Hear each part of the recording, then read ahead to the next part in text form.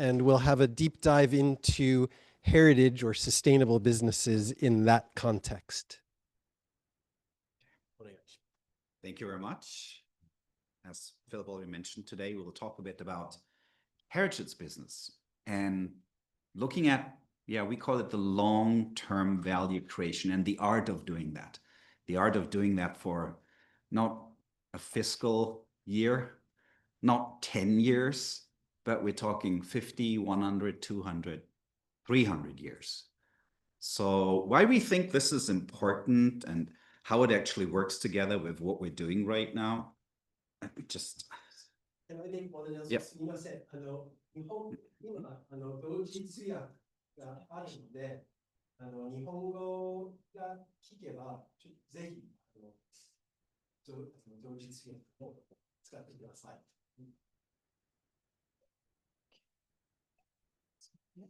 Doesn't work. All right. So let's look at some interesting numbers, actually. About 56% of all companies that are older than 200 years on this planet actually are Japanese. It's quite interesting. And also, the world's longest running business in history, Kongo Gumi, they have been around for 1,447 years, also is located actually in Japan. So Japan is number one. Germany, and actually we're all from Germany, all the panelists and speakers, also here in Germany, Sigrun, is number two. And it also has a long family business tradition. And actually family businesses, they make the core and the foundation of Germany as one of also the leading economies in the world.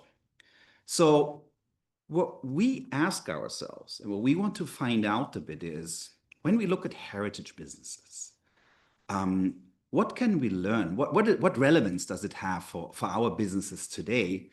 Well, one thing is, what can businesses learn about resilience?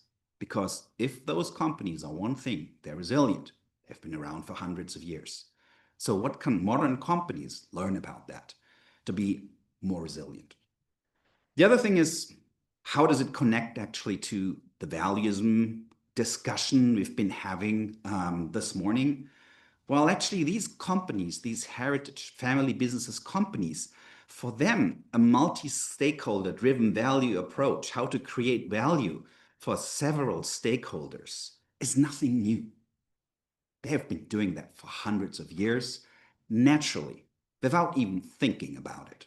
So this was already there until the academic theory of valuism was actually born. And actually, it also served as an inspiration to find out what is the secret of success and what can we actually learn from that. So I'll give it to Valerie. She talks a bit what we're going to dive into actually in this session today. Yes, thank you. We have separated this session into several topics, and we would like to start to discuss how heritage companies are embedding values into practice. Actually, I learned in the session before us that we talk about transforming from worth to values, because values can be measured. And so far, many heritage companies have a lot of implicit knowledge that cannot be captured in KPIs so far. And maybe some words from my side, since we are not born in Japan, but for one or the other reason, we are living here or have some professional relation to Japan. Sometimes you see, there's a saying, you see the label, don't see the label inside of the bottle, you see it from outside. Sometimes, since we see many similarities to German companies and the structure of German companies, we reflect what can we maybe learn again from companies in Japan and implement it also in Europe. Since we are very close when we see values and the way we do business. In Japan, I think the term of stakeholder capitalism is much more familiar than in Germany. We use the shareholder value approach for many decades now, and we are very used to use it. So it's not common to speak about stakeholder capitalism, although family companies in Germany also use it for over 100 of years. And that's why we want to talk how these values, which are more implicit, and maybe we haven't talked that much about the last years, are really turned into practice. And for that, we have experts to tell us about their experience. And the other topic is tradition or values is good, but how do we really transform, or do these companies transform to also survive the next 100 years? This is the second topic we would like to discuss. And we know both regions, Japan and Europe, have a really sincere problem, a sincere demographic challenge. We have a population that is shrinking in Japan already, and in Germany it's slowing actually, but most of the family-owned companies have challenges to find successors, also in their own family, but also outside. And last but not least, we would like to wrap up this session with a cross-cultural German-Japanese reflection of this topic. So we give you a short introduction who we actually are. Marco, would you like? Yes. So about myself, Marco, I've been living in Japan for 25 years, very long time. I've worked in the advertisement industry, in the marketing industry. I helped a lot of global brands to look good. So showing off that you're good, but are they really good? That's a complete separate question, and we talked about that already today.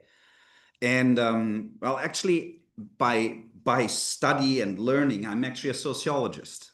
So back in the days, I learned a lot about communities, how they work, value, how you think about money, how you think about actually keeping connections. So The Protestant Ethic was a book by Max Weber I read back in the days. And recently I've been reminded of that book, stepping a bit outside of that world of advertising and marketing, how important it is. What are values? How do we act on them? What do we think about them? And also, how do we measure them? And that was also when I got in touch again with Philip about companies that have been around for a long time. How do they do this? Coming from Germany, I also have a lot of family business actually around where I live in a very small town. So I could understand how they think, how they do. And I was always interested. I'm right now joined Valuufy about a year ago to think about there's a lot we can learn from these companies. There's a lot we can learn about value, about managing stakeholders to actually have a better future, not just on a philosophical point of view, but on a practical business point of view, that we can do good as people, as business people, as society, and we can also create revenue out of this. I'm actually both. Yeah, maybe we can say I come from three worlds. I started my career as an economist and worked for a business association in Germany for the Asia Pacific Committee of German Business. And at that time already, so it's over 15 years ago, actually, we already started talking about value-based partnerships. Because also at that time, German companies were reflecting that they would like to compete and work on a level playing field with companies in other countries. And that means there is a group of like-minded companies, value partners, and a group of countries where you don't have the same system, so you need to compete differently. And at that time, we talked already a lot about value partnerships and how to deal with regions or areas where we cannot compete in the same way. And maybe this is also what we learned this morning when we talked about Budo. It's really difficult if you're not in a strong position, but maybe in a weaker position, to still develop this kind of level playing field. So it's, although we want to keep our values and the companies want to keep their values, it's important to have a certain amount of power so that they can keep their values and work on the same level. And that's what they want. They don't want to have a monopoly, but they want to compete on a level playing field. And I think this is really important also for family businesses, that they become more aware of their strengths to create a level playing field where they can still strive in the future, especially if we heard today, we are living in times where political systems start to compete.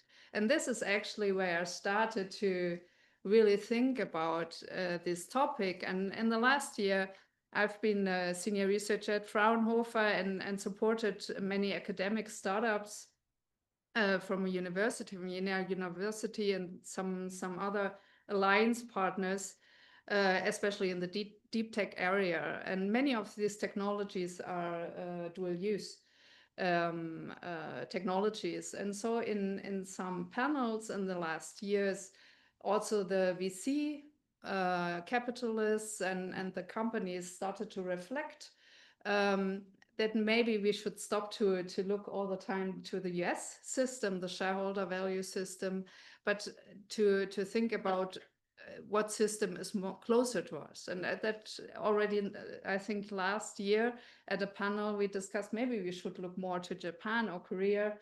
to build strengths together and give heritage family businesses, but also young companies a new approach to compete on a level playing field in the future. But now we really want to introduce our experts who are really doing family business themselves or doing research on family businesses. So I give the mic to you. So we welcome remotely from Germany, Dr. Sigrun Caspary. So she's a Retico professor actually of family business. She's also at the Whitney Institute of Family Business. And she's been researching family business in general, especially in Japan, for quite a long time. She brings in a lot of insights, how actually value and emotional continuity actually passed on across generations in Japanese family businesses. And why that might actually be the hidden success factor to resilience. But we'll talk a bit more about it, and she will also talk a bit more about that in a bit. And we have Nicolas Soergel, a French-German, but living in Japan for a long time. He has had several leading positions in multinational companies, but also I don't know, 15 years ago, how long ago that you married into a Japanese family business, actually. And since then, you're developing approaches to modernize the business and also take other family businesses on board. So we start with Sigrun, I think, so that she can show us some pictures of her field research in the last years. Sigrun, the stage is yours. So we just have a small mood board. You can talk a bit about that and about yourself. Yeah, thank you so much. I'm really thrilled to be here, although only online. And I would love to have a cup of tea because it looks so delicious. Yeah, this is one of the things I really love in Japan. I'm coming from Japanese studies, actually, starting in 1985 with Japanese studies.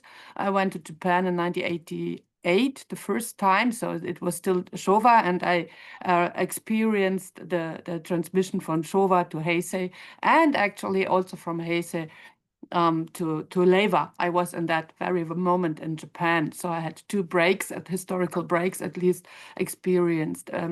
The first time I was still a student, but then for Japanese studies on economics and on political science.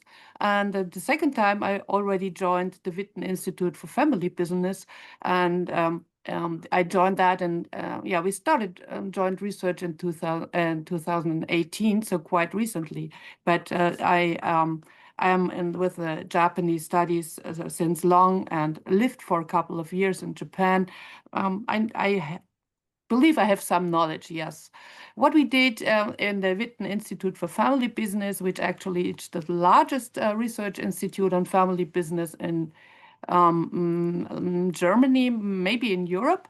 The family business research as such is not a very old discipline. It's maybe 40 years old, 50 years old. It started from the US when they saw the comparison with non-family businesses. Family business would do somehow different and tap the value topic, because there is family values and they are transferred into business. And how this worked. This is when research was started in the US and then swapped to Europe. However, in Japan, it's still not that developed, and that there is a historical reason because of the zaibatsu, which usually, if you go to family business, they all say, okay, this is the pre-war zaibatsu, the big family businesses of Mitsui, Mitsubishi, Yasuda, and so on, who really dominated the Japanese economy in the 1910s, 20s, 30s, of course, and were dismantled after the war. And so there is a kind of a kuhaku, a blank history in Japan about family businesses.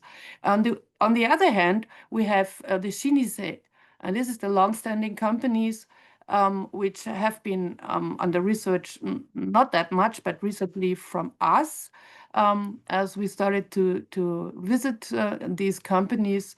And what they did, I can explain more maybe on these pictures. They are, as you already said in the introduction, Marco, more than hundreds of years old. The oldest one is Kongo Gumi. Then we have the Hoshi from 718, which is in the Guinness Book, and even from 717. This is the ryokan in Kinosaki Onsen. So the ryokan business, we are here with a tea ceremony in the middle, which is in Kyoto. On the left side, there is a shamisen shop, hundreds of years old. It is in Hamamatsu. On the right side, we have the Kumihimo craftwork in Tokyo from the Domyo company.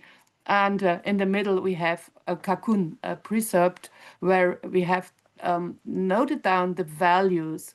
And this is what was really interesting in Japan, that they all somehow look back at the history and the tradition and somehow make it. We still try to find the Methuselah formula in a family business, but this is still a long way to go. Maybe this is enough from my time now. Nicolas? So I also have been in Japan for 25 years. And my story with Chinriu started much earlier. My wife and I are married for more than 30 years. So we met at university. And since I was a student, I heard about that company Chinriu Honten in Odawara, which is kind of old. And my brother-in-law was supposed to take over. So we just got it as a secondary thing. I did a corporate career, came to Japan for a German company. And then my brother-in-law, for some reasons, didn't take over the business. And there was no successor for a long period. And then 15 years ago, my wife said, I think we should take that business over. And you might say, oh, how comfortable taking over a traditional Japanese business. Well, we were heading for bankruptcy.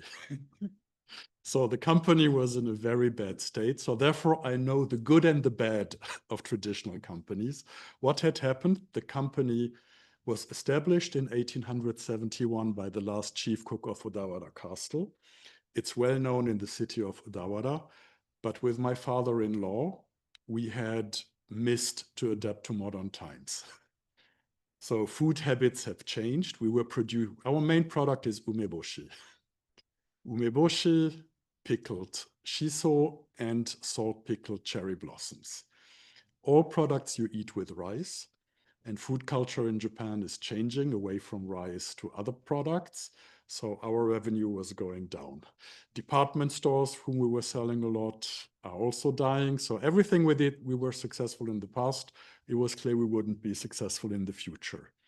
So therefore, when we took over, we immediately had to discuss what is important, what do we need to keep, what do we need to change, who do we want to be in future. So, and my wife and I had first not necessarily the same opinions. Me coming from a big multinational company, you know, I'm a finance person for education, so I had kind of growth and profitability and these things in mind, and my wife had different things in mind. I mean, we managed to turn around the company, and working for Chinriu gave me access to a lot of other traditional companies at the department stores where they have these Saiji exhibitions. And many owners told me, I would like to sell internationally, but I don't know how. And that's where I said, this is where I can help. And 12 years ago, I launched an international department where we help traditional companies selling their products overseas. And as of today, we work with 300 traditional companies, buy 8,000 products from them and sell them to more than 100 countries. And over the course, we also realized we are very strong in the luxury dining things. So we serve a lot of Michelin restaurants all over the world, or companies who sell to Michelin-starred restaurants, and therefore deal with the best soy sauce makers, with the best sake makers in Japan, the best vinegar makers. And I mean, it's a really passionate business because you have to visit them. You have to see how they are making things. You see what they are doing the same since 300 years, but you also see how they are changing to modern times. So, I mean, I find it really interesting. And even if you visit the same company for the 10th time, you will still learn something you didn't know before. So what I really got impressed is the depth of these culture and these companies. And without these companies, Japanese food culture would not exist as it does today. It's these companies who are the foundation for luxury cuisine in Japan, for traditional kaiseki business. So it's really important to preserve them as part of preserving the Japanese culture. So my first question would be at that stage when you decided to go into that business, how were the values or the worth of that business passed over to you, and how did you reflect this process 15 years later? I mean, there was nothing documented, so it was all implicit. And what I saw with my wife and her father, quality was one thing. I mean, we will never sell poor quality. And the other was reputation. We have to maintain the reputation of the company, which basically means you can't cheat on your customers, you can't cheat on your finances, you have to be nice to your community. So actually it has a lot of related values to it. And a value we developed over the last 12 years, maybe also from coming from a situation of crisis, is resiliency. I mean, we have been around for 150 years, and I wondered myself, you know, how comes all these companies manage to stay along for so long? And talking to other owners, resiliency became a very important topic, which means you have conservative finance policies.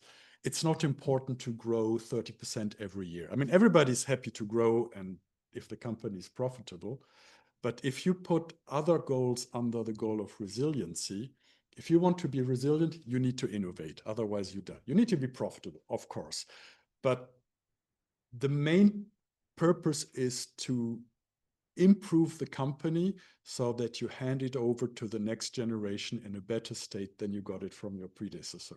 That's the most important thing. You do not want to be the last. I mean, it's a shame. You don't want you who closed the door and says, we have been there for 5 generations and I messed it up. So it's also a very personal thing. And I've seen people who were the last and they just disappear from the community because they feel so ashamed. But I mean, resiliency is one of the key things, and it makes you very conservative. You don't need to drive a Porsche. You don't care about status. You don't care about many other things. You become very humble. Great what you mentioned, especially what you just defined. You just defined how the UN Commission actually defines sustainability. This is a good point. Yes, thank you. Thank you, because we believe that family businesses are the incorporation of sustainability. Because of 2 reasons. The one is they need to have the family sustainable, as just explained. Yeah, if you don't have a successor, the family won't be sustainable. And they have to be sustainable on the business part. Yeah, if you don't have a sustainable business, or you cannot innovate or change the tradition that much, not 100%, but that much that it will be incorporated into the future, then you need to implement sustainability somehow in your business. And the anchor here is the value system, the family value system, which transfers into the business. And this is what we are doing research on. And I'm fully with you with your story. Now, seeing that there is traditional Japanese companies who do not know how to improve their business. And I'm very grateful that you are there helping so many Japanese family businesses, because they're really passionate about their product, about their company, about their family, about the business, and about the community. That's fantastic. And we'll talk about innovation in a bit also, as you also mentioned that. But now, as we are here all foreigners actually sitting here, I'm pretty curious, like, you're a non-Japanese founder in one way or the other, preserving very classic Japanese traditions. What drives you personally? What gets you out of the bed every day about this? I mean, I was interested in Japanese culture by also meeting my wife at an early stage. And I grew up in Germany. So at work, I'm more German. My mother is French. So the food culture at home was French. So I always have been passionate about food. And when I started to interact with my family-in-law, of course, I mean, they were all foodies. So we did a lot of Japanese food, and it was always food plus a story. Never just, this, not even health, it's food and a story behind that. And I really loved that. And I got into that. And when I got the opportunity to work in Japan, it was kind of, yes, of course, we're going to do that. And when now I meet these Japanese companies, the really funny thing is very often what they do is just normal. What's special about your socials? Nothing. We do this since 400 years. Can you show me your factory and how you do this? And then you ask question, and then you find so many special things: the wooden beds, the spores, the koji they use, and so on and so on. All the work which is into that, and it's just fascinating to see how much work is being put into making a perfect product. And nothing else than this perfection will be good enough for these companies. And even if it doesn't mean staying slow. And the majority of the 33,000 companies older 100 years in Japan make less than $1 million revenue. So they are small, they stay small, but although being small, they manage to hand over generation by generation by generation by generation. So this is something which really fascinates me.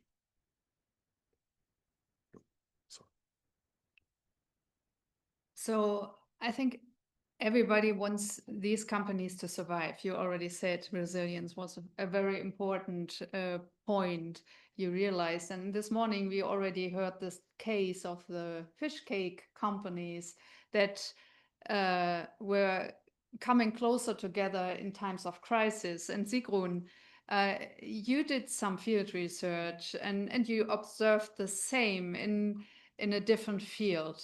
Would you explain a little bit to us how you see that companies work together in crisis, and in that case also are able to innovate and transform these companies in a company into the future? Yeah, thank you for that question. This is what fascinated us very much, because they somehow make it not as as a single unit, as a business unit, but always interconnected with the community. Yeah, so they rely on the family, on the customers, as we just heard, on the community, and they do it on a multi-level stage. They do it under interpersonal networking. They do it via matsuri, definitely. Yeah. So if there is a festival around, then you see all these people joining together and creating shared memories. And via these shared memories, they share values, and they build a resilience, an interpersonal resilience, which they can transfer somehow to the business. How they do this is specific, maybe, which every company you have. Yeah, and if you do it, look at the Kinosaki Onsen, for instance, which we did quite intense research. They were relying on the natural resource, which is hot water, hot spring water, onsen in Japanese. And in Kinosaki Onsen, there is 7 onsen surfacing a very close regional vicinity. So in a 1 kilometer walking distance, you can enjoy 7 hot springs. But the community as such over centuries decided to commonly manage these. And those who were guarding these hot springs were mostly ryokan, and these ryokan owners, some of them were surviving over very many years. Among them, the oldest, which is Koman Ryokan, 717, founded and still in the hand of the same and operated by a member of the same family. So this is more than 300 years, and this is really amazing how they can maintain both the family and the business. But they do so because as we just heard, they do not want to become that big. They consider it the community, and they value more the community and the relationship with although they are competitors with the other ryokan within their community, and instead of let's say take them over, which they could do at some point, because all of these ryokan at a certain point had losses and bad times. So the others might have been able to take them over.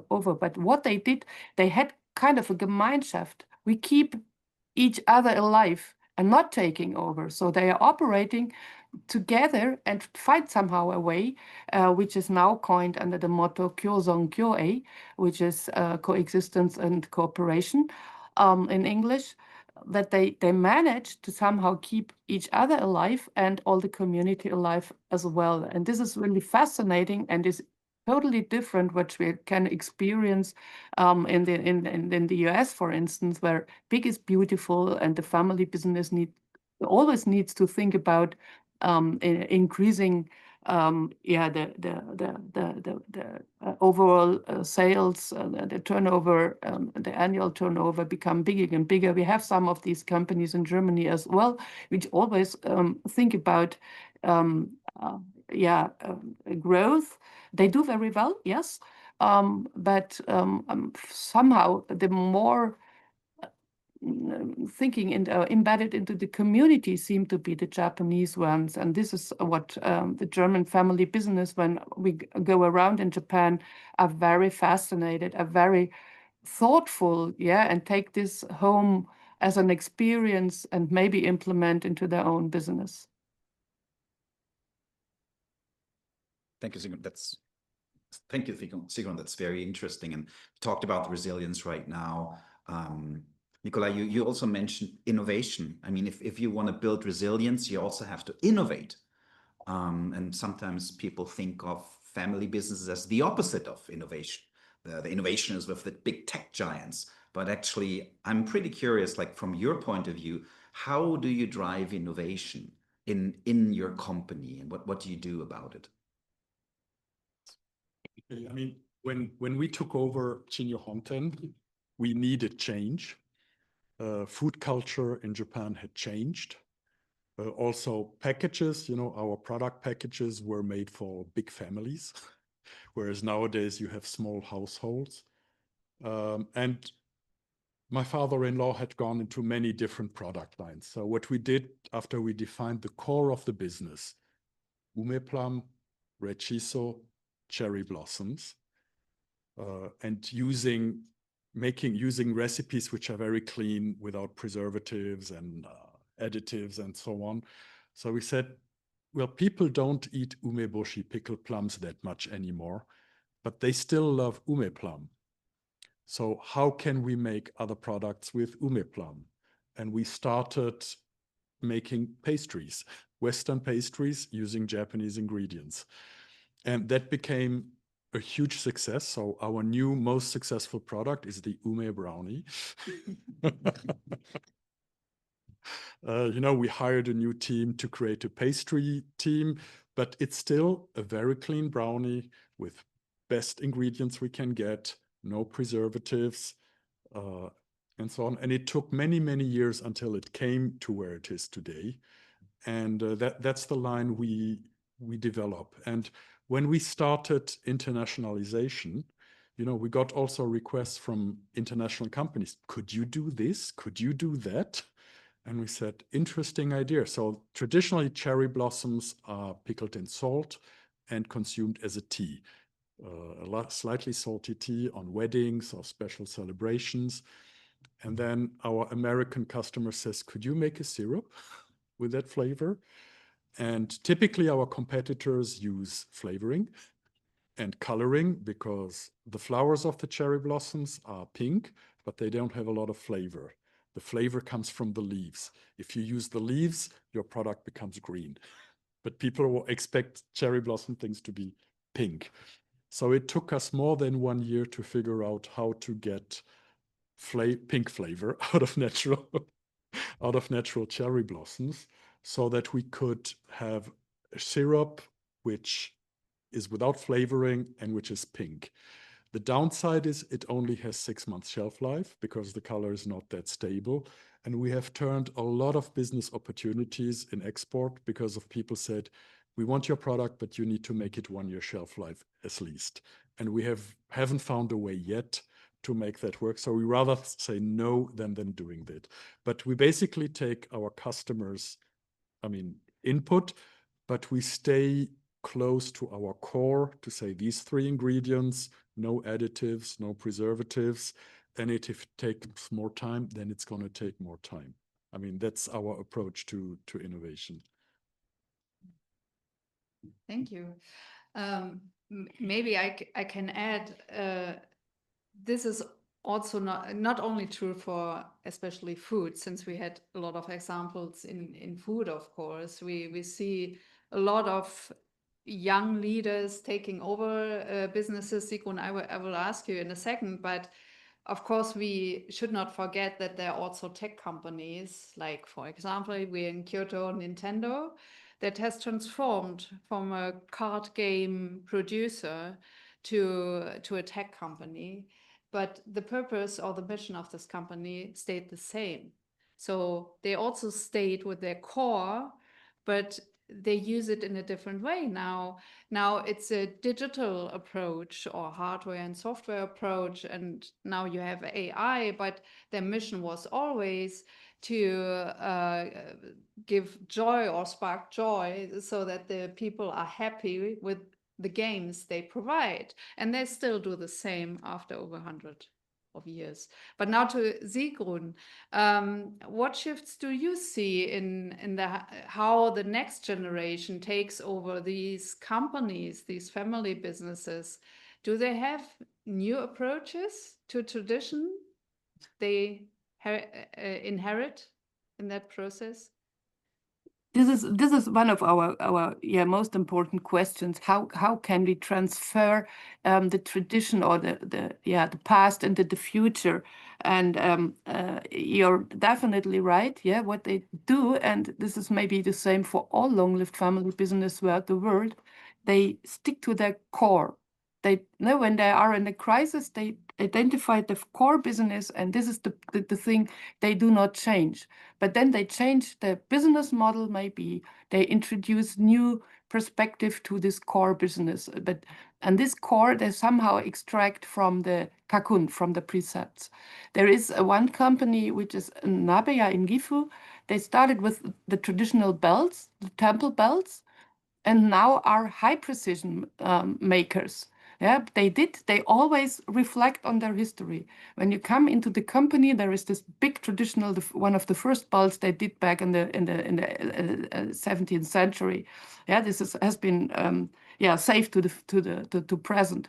Yeah, so they always recall the history, the point where they come from, and we see this with other young generations who took over. They are very dedicated to preserve their tradition, to preserve the core business, but to add the ingredients which are necessary to keep the family, to keep the business, and all these things to the future. So there's this stewardship perspective, which is very, very challenging to see from us.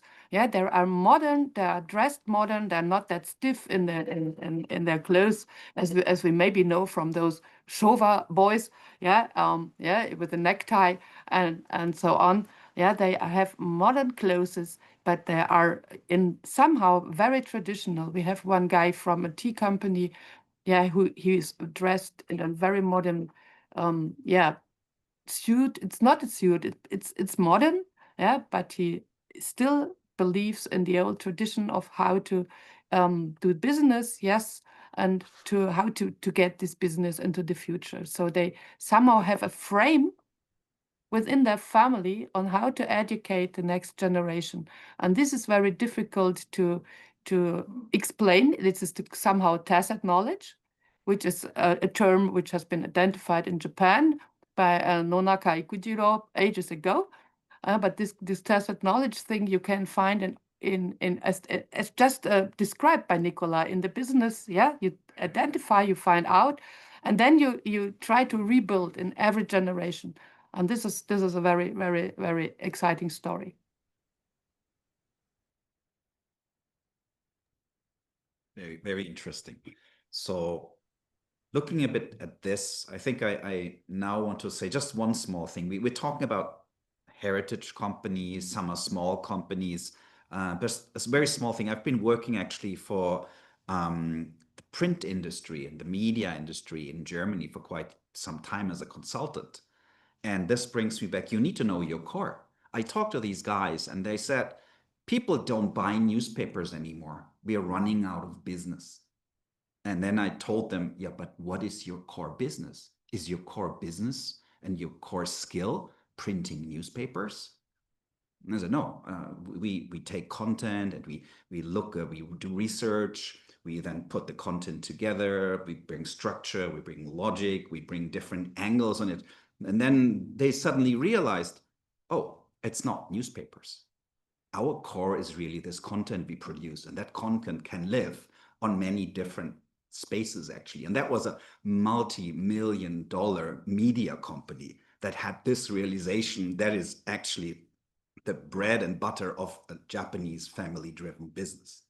So I want to move a bit more into another big thing actually, as we're here together actually as foreigners talking about Japan and heritage business.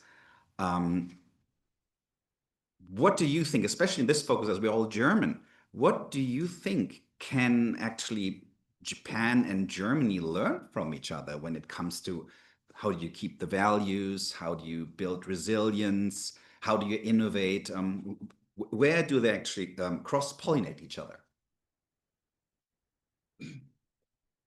That's a good question, and actually not an easy. I don't have an easy answer on this. I think what Japan can learn from Germany is, to a certain extent, how to professionalize family business. I feel that German businesses, like the word Mittelstandsholding, you know, how to have a holding structure specifically for small and medium-sized enterprises.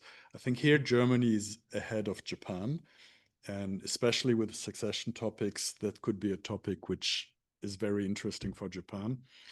The other way around, I think Japanese companies are much better in their storytelling of their heritage. I mean, this is a big thing here. Also, if you watch Japanese TV, you will see, you know, people walking around all Japan, celebrating, visiting these companies. In Germany, you will see that, you know, the company name and then somewhere since. But it's not a big thing.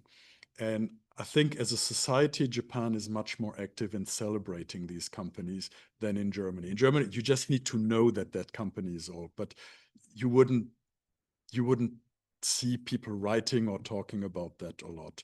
And I think that would also help to be proud of one's culture. And you know, there are a lot of aspects around that.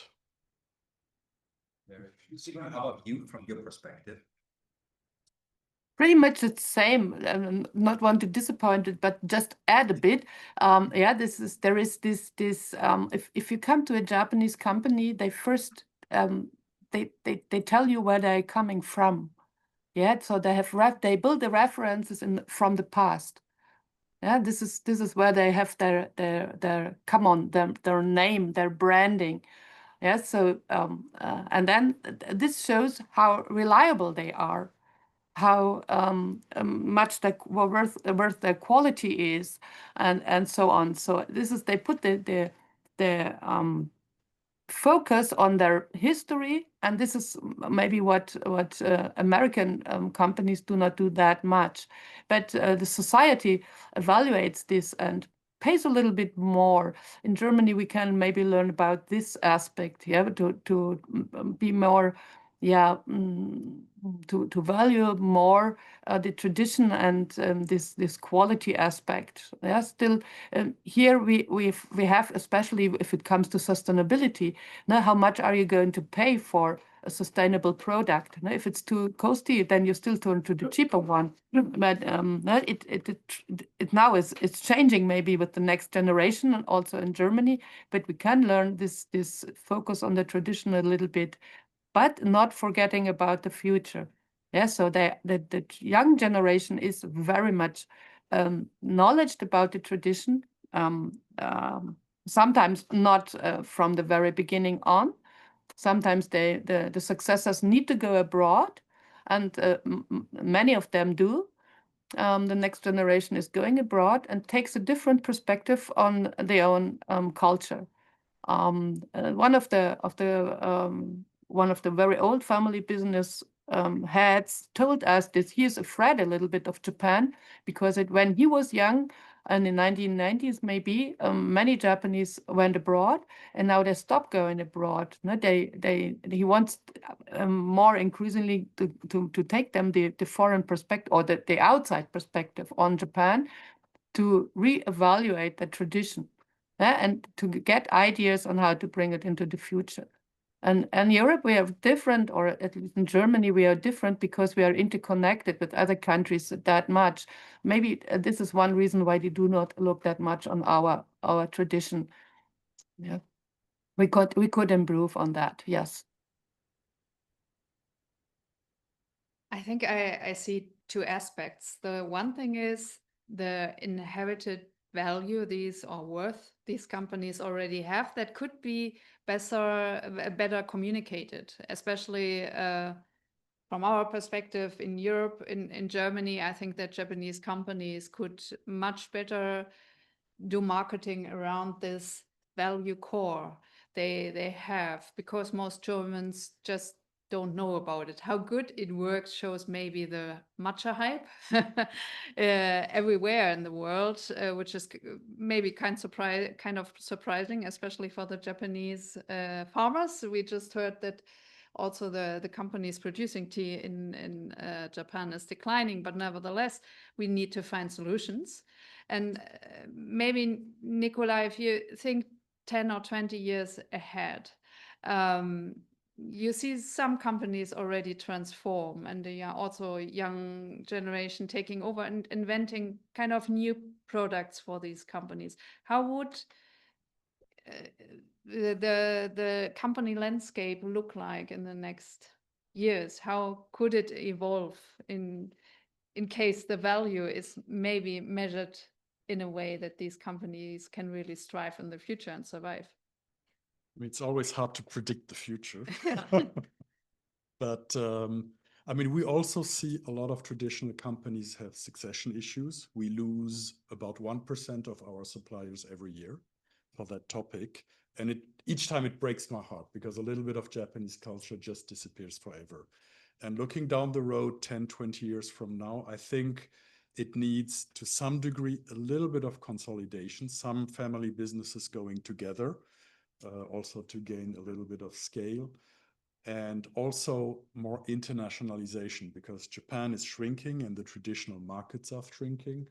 On the other hand, there are also less employees who come into the crafts. But I also know there are many people outside of Japan who would love to learn how to make soy sauce, or how to make sake, or to become a woodcraft person. And I think these companies will have to open themselves to also welcome more international talent to learn about Japanese culture. And this is something I'm also striving to make happen. Fantastic. So we don't have much time left, actually. I could talk for hours. This is so interesting listening to you, actually. So we also actually interviewed Mr. Wiesheu, so former CEO actually of a family-owned bank, actually 350 years old bank in Germany that has been operating in Japan for over 150 years. And we did an interview with him. One really striking thing that he mentioned is, had we not operated sustainable in how we treat our employees, stakeholders, and society, we wouldn't still exist after more than 350 years. So the value of the stakeholders, to understand them, to work together with them, to don't fight each other, but to work together. Co-petition, as Sigrun called it, or Yoshi showed us this actually from the perspective of martial arts, is very interesting. So I think, and what you mentioned about resilience, sustainability, I think when we go into that field of sustainability, there's a lot of work we have to do actually in Germany to redefine what that really means. It doesn't mean to write a nice report. It means, how do I make sure that I can really stay there? Longevity. That is, I think, a very interesting inspiration that we have there. Yes, I don't have much to add. Thank you to our panelists. And yeah, we hope that we manage during this conference to make really a step forward to capture this value, that these companies really inherit, big or small, and transform them into the future. Thank you very much. Thank you. Thank you. We don't have time for Q&A, unfortunately, but I think it was very interesting. Maybe later you can send us online or by chat, and we can try to answer that actually after the session. So thank you very much, Sigrun, for your time. Thank you for being having me online there. Well, I'd like to thank this incredible panel for taking us into hundreds of years of history, which is spectacular. We're going to take a 5-minute break. So please, if you can, we've been sitting for a while, so please, if you can stand up and maybe stretch. And we'll be back with an online session from the negotiations world, and basically looking at value from a negotiation standpoint.